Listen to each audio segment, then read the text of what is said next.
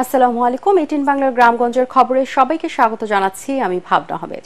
শিল্পাঞ্চল আশুলিয়ায় বকেয়া বেতনের দাবিতে মহাসড়ক অবরোধ করে বিক্ষোভ করেছে একটি তৈরি পোশাক কারখানা শ্রমিকরা।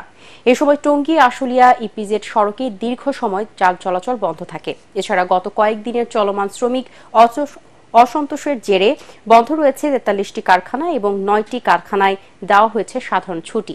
এর বাইরে শিল্পাঞ্চলের বাকি সব কারখানায় শান্তিপূর্ণভাবে উৎপাদন চালু থাকলেও যে কোনো ধরনের অপ্রীতিকর ঘটনা এড়াতে সতর্ক অবস্থায় রয়েছে আইন শৃঙ্খলা রক্ষাকারী বাহিনী।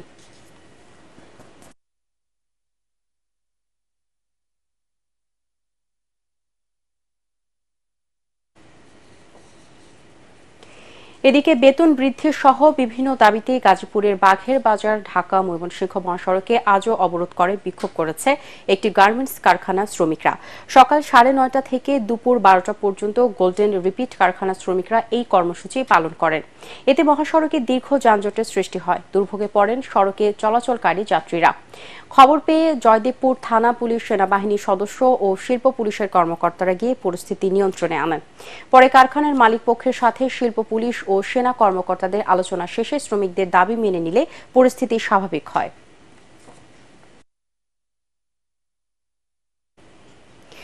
ছাত্র জনতার আন্দোলনে 18 জুলাই সাভারে বিশ্ববিদ্যালয়ের শিক্ষার্থী আহসাবুল ইয়ামিনকে হত্যার ঘটনায় আন্তর্জাতিক অপরাধ ট্রাইব্যুনালে সাবেক প্রধানমন্ত্রী শেখ হাসিনা সহ 78 জনের বিরুদ্ধে অভিযোগ দায়ের করা হয়েছে। এতে বলা হয়, মিরপুরের MIST চতুর্থ বর্ষের শিক্ষার্থী ইয়ামিনকে পুলিশ গুলি করে নির্মমভাবে হত্যা করে। পরে পুলিশের আর্মড পার্সোনেল ক্যারিয়ার APC থেকে হাইওয়েতে ফেলে রাখা হয় ইয়ামিনের লাশ। অমানবিক এই ঘটনায় সাবেক প্রধানমন্ত্রী শেখ হাসিনা সহ সাভারে দায়িত্ব পালনকারী পুলিশ কর্মকর্তাদের অভিযুক্ত করা হয়েছে। এদিকে জামায়াতের কর্মী ও ব্যবসায়ী এনামুল কবিরকে 10 দিন ডিবি কার্যালয়ে গুম করে রাখার অভিযোগে শেখ হাসিনা সহ 25 জনের বিরুদ্ধে ট্রাইব্যুনালে আরেকটি অভিযোগ দায়ের করা হয়েছে। 2009 থেকে 2024 সালের আগস্ট পর্যন্ত সব গুমের সঙ্গে জড়িতদের বিচার চাওয়া হয়েছে এই অভিযোগে। শেখ হাসিনার বিরুদ্ধে আন্তর্জাতিক অপরাধ ট্রাইব্যুনালে গুমের অভিযোগ এটাই প্রথম।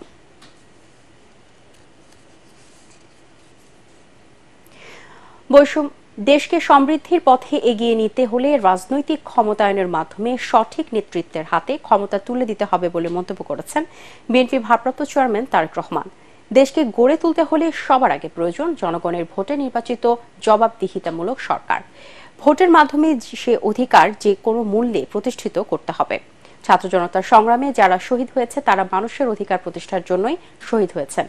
গণতন্ত্র পুনরুদ্ধার আন্দোলনে শহীদদের স্মরণে কিশোরগঞ্জে বিএনপি স্মরণ সভায় তিনি এসব কথা বলেন। তিনি বলেন, স্বৈরাচার পতন হয়েছে কিন্তু বিপদ এখনো কাটেনি।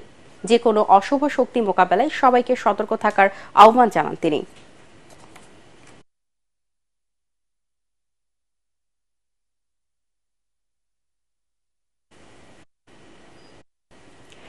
ভারতে ইলিশ উপহার হিসেবে যাচ্ছে না, রপ্তানি করা হচ্ছে বলে জানিয়েছেন অন্তর্বর্তী সরকারের পরিবেশ, বন ও জলবায়ু এবং পানি সম্পদ বিষয়ক মন্ত্রণালয়ের উপদেষ্টা সৈয়দা রিজওয়ানা হাসান। সকালে নোয়াখালীর কোম্পানিগঞ্জের মোছাপুরে বন্যার ক্ষতিগ্রস্ত স্লুইস গেট পরিদর্শন শেষে তিনি এ কথা জানান। ভারতে বাংলাদেশের কাছে ইলিশ যারা চাচ্ছেন তারাও ওপার থেকে বৈষম্য বিরোধী ছাত্র আন্দোলনে সমর্থন দিয়েছেন বলে মন্তব্য পরিবেশ উপদেষ্টা। নোয়াখালীতে জলাবদ্ধতা নিরসনে অবৈধভাবে খাল দখলকারীদের দ্রুত উচ্ছেদেরও নির্দেশ দেন তিনি। ইলিশ কিন্তু ভারতে উপহার হিসেবে যাচ্ছে না, এটা রপ্তানি করা হবে এবং রপ্তানির টাকাটা বাংলাদেশ সরকার পাবে। সেটা খুব ছোট করে দেখার মতন টাকা না। এখনো তো যায়নি, গেছে, খালি একটা সিদ্ধান্ত হয়েছে, তার আগেই তো দাম বেড়ে গেছে। কাজে রপ্তানি হলে দাম বাড়বে এই কথাটা ঠিক না। যারা এই ইলিশটা চাচ্ছেন তারাও কিন্তু এই বৈষম্য বিরোধী ছাত্র আন্দোলনে ওই পারে থেকে অনেক সমর্থন দিয়েছেন, সেটা আমরা সকলে দেখেছি। প্রতিবেশীর সাথে অনেক বিষয়ে আমাদেরকে আলাপ আলোচনা করতে হবে। আমরা সেই আলোচনার দ্বারটা ছোট ছোট বিষয়ে বন্ধ হয়ে যাক, এটা চাই না। 72 ঘন্টা সড়ক অবরোধের শেষ দিনে স্বাভাবিক হয়ে এসেছে খাগড়াছড়ির পরিস্থিতি। গত দুদিনের মতো বন্ধ রয়েছে সব ধরনের যানবাহন চলাচল। দেশের অন্যতম আকর্ষণীয় অবকাশ যেমন যাপন কেন্দ্র সাজেকে প্রায় 1500 পর্যটক আটকা পড়েছেন। অবরোধের কারণে ফিরতে পারছেন না তারা। জেলার শিক্ষা প্রতিষ্ঠানগুলোতে কার্যক্রম বন্ধ থাকায় ক্লাসে যাচ্ছে না শিক্ষার্থীরা। অবরোধের কারণে নিরাপত্তা ব্যবস্থা জোরদার করা হয়েছে, মোতায়েন রয়েছে অতিরিক্ত পুলিশ। এর আগে দীঘিনালায় সহিংসতার প্রতিবাদে ঢাকা থেকে বিক্ষুব্ধ যুগ্ম ছাত্র জনতা এই অবরোধের ডাক দেয়। পরে এতে সমর্থন জানায় আঞ্চলিক সংগঠন ইউপিডিএফ। তবে রাঙ্গামাটি ও বান্দরবানের পরিস্থিতি পুরোপুরি স্বাভাবিক রয়েছে। রংপুরে জাতীয় পার্টির চেয়ারম্যান জি.এম. কাদের ও তার সহধর্মিণী শেরিফা কাদেরের বিরুদ্ধে দায়ের করা মামলা প্রত্যাহারের দাবিতে বিক্ষোভ কর্মসূচি পালন করেছেন দলটির নেতাকর্মীরা। দুপুরে সেন্ট্রাল রোডের দলীয় কার্যালয় থেকে বিক্ষোভ মিছিল বের হয়ে নগরীর বিভিন্ন সড়ক প্রদক্ষিণ করে জেলা প্রশাসকের কার্যালয়ে গিয়ে শেষ হয়। এ সময় জাতীয় পার্টির কো চেয়ারম্যান ও রংপুরের সাবেক মেয়র মোস্তাফিজুর রহমান মোস্তফা এবং ভাইস চেয়ারম্যান এস.এম. ইয়াসির সহ জেলা, মহানগর ও উপজেলা নেতারা উপস্থিত ছিলেন। পরে জেলা প্রশাসক বরাবরে একটি স্মারকলিপি দেওয়া হয়। টাঙ্গাইলের ভুয়াপুর উপজেলার সিরাজকান্দির করিম মিয়া কয়েক বছর আগেও ছিলেন ভাঙাড়ি ব্যবসায়ী। পরিবারে তেমন সচ্ছলতা ছিল না। ভাঙাড়ি ব্যবসার পাশাপাশি জড়িয়ে পড়েন চোরা কারবারিতে। এর মধ্যে ঢাকায় গিয়ে রড মিলে চাকরি শেষে গ্রামে ফিরে নিজেই শুরু করেন ব্যবসা। আওয়ামী লীগের লেবাস গায়ে জড়িয়ে গড়ে তোলেন আন্তঃজেলা চোরা কারবারির সিন্ডিকেট। অল্প দিনেই হয়ে ওঠেন কোটি কোটি টাকার মালিক। শুক্রবার সিরাজকান্দির গোডাউন থেকে সালাম স্টিল কোম্পানি চুরি হওয়া ২০ টন রড উদ্ধারের পর বেরিয়ে আসে তার আসল চেহারা। এই ঘটনার পর এলাকা থেকে পালিয়ে যায় করিম। সামান্য ভাঙাড়ি ব্যবসায়ী থেকে চোরা কারবারের মাধ্যমে এত টাকার মালিক হওয়ায় এলাকাবাসীর মনে দেখা দিয়েছে নানা প্রশ্ন। করিমের গ্রেপ্তার সহ নানা অপকর্মের বিচার চেয়েছেন সালাম স্টিলের জেনারেল ম্যানেজার শফিকুল আলম পলাশ সহ স্থানীয়রা। করিমের যে ধরনের কাজ কাম করছে, এলাকায় মান সম্মান ডুবাইছে, ঠিক আছে, এর বিচার আমরা চাই।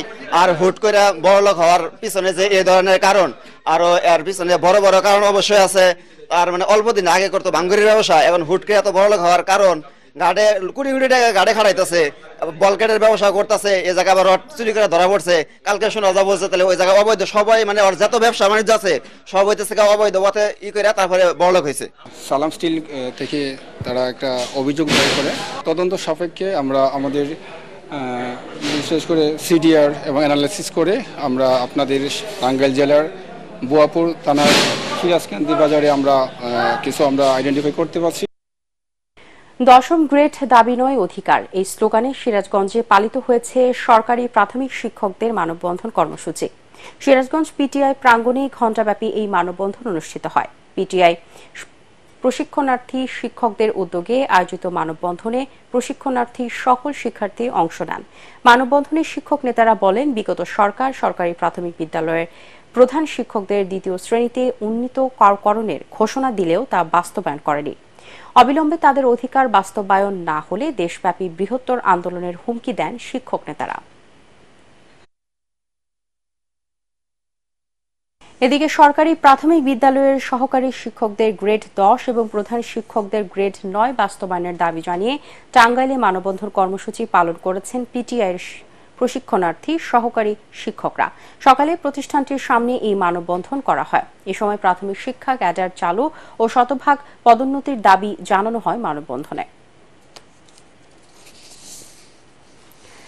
বিভিন্ন অনিয়মের অভিযোগে জয়পুরহাট সদর উপজেলার মাধাইনগর উচ্চ বিদ্যালয়ের প্রধান শিক্ষক এনামুল হকের পদত্যাগের দাবিতে বিক্ষোভ ও মানববন্ধন করেছে শিক্ষার্থীরা। বিদ্যালয়টির সামনে সড়কে প্রায় 2 ঘণ্টা ব্যাপী এই কর্মসূচি পালন করে তারা।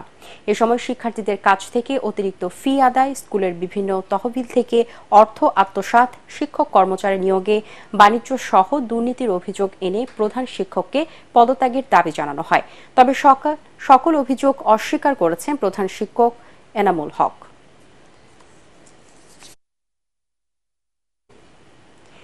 লেখাপড়া শেষ করে চাকরির পেছনে না ঘুরে কৃষি উদ্যোক্তা হয়ে উঠেছেন ময়মনসিংহের ভালুকায় কয়াদি গ্রামের 4 বন্ধু।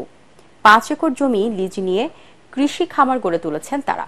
ময়মনসিংহের ভালুকা থেকে আনোয়ার হোসেন তরফদারের পাঠানো তথ্যচিত্রে আরো জানাচ্ছেন তামান্না জানিফার। প্রথমে লেবু বাগান, পরে কলা চাষ। সেই সফলতা থেকে একে একে বেগুন, কাঁচামরিচ, করলা, টমেটো, লাউয়ের বাগান করেছেন ভালুকার 4 বন্ধু। 5 একর জমি লিজ নিয়ে 2012 সালে শুরু করেন সবজি খামার। এখন তারা সফল কৃষি উদ্যোক্তা। স্থানীয় চাহিদা মিটিয়ে বিদেশে পাঠানো হচ্ছে তাদের সবজি, প্রশংসা কুড়াচ্ছেন এলাকাতেও। জমিনে খরচ করিয়া এরকম ভালো ভালো প্রজেক্ট লাগায়, এলাকার গরিব মানুষগুলাও কাম কাজ করলো, বাহা করেও সুন্দর একটা ফসল উৎপাদন হইলো। মনে করে বাচ্চা কাচ্চা লেখাপড়া শিখাইতেছি, এগুলো আমরা মোটামুটি মালিকের কাছ থেকে নিয়েই উন্নয়নের দিকে আছি। আরো যদি বা শিক্ষিত লোক থাকে তারাও করতে পারে। তরুণরা যদি চাকরির পাশাপাশি এই প্রজেক্টে আসে, দেশের অনেক উন্নতি হবে। ফ্রেন্ডস অ্যাগ্রো ফার্ম নামে কৃষি খামার ঘিরে তাদের স্বপ্ন অনেক। কৃষিকাজে ব্যবহৃত কীটনাশক, সার, বীজ এগুলোর দাম কম হলে আরো লাভবান হবার আশা তাদের। এই প্রজেক্ট আমাদের স্মার্ট কৃষি যেভাবে অগ্রসর হচ্ছে, তাতে এটার পাশাপাশি আমার অন্য ইউনিয়ন তথা পুরা ময়মনসিংহ এর ভিতরে এরকম নতুন নতুন উদ্যোক্তা হবে। আধুনিক পদ্ধতিতে মালচিং পদ্ধতি ব্যবহার করে কিভাবে উচ্চ মূল্যের গ্রীষ্মকালীন টমেটো, বেগুন, মরিচ, কাঁচা মরিচ, শসা করা যাচ্ছে এবং উনি করছেন এবং বেশ দাম পাচ্ছেন বাজারে।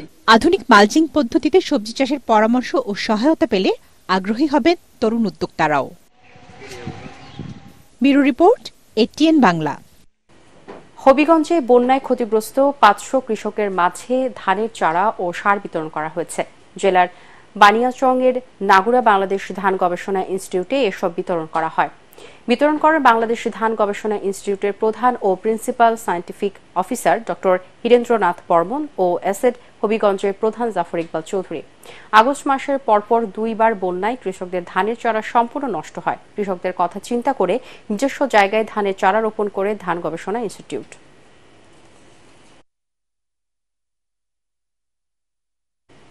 পরবর্তী সংবাদ দেখার আমন্ত্রণ জানিয়ে এখনকার মতো শেষ করছি এটিএন বাংলার সংবাদ। ইউটিউবে দেখতে ব্রাউজ করুন youtube/এটিএন বাংলা নিউজ। ধন্যবাদ সবাইকে।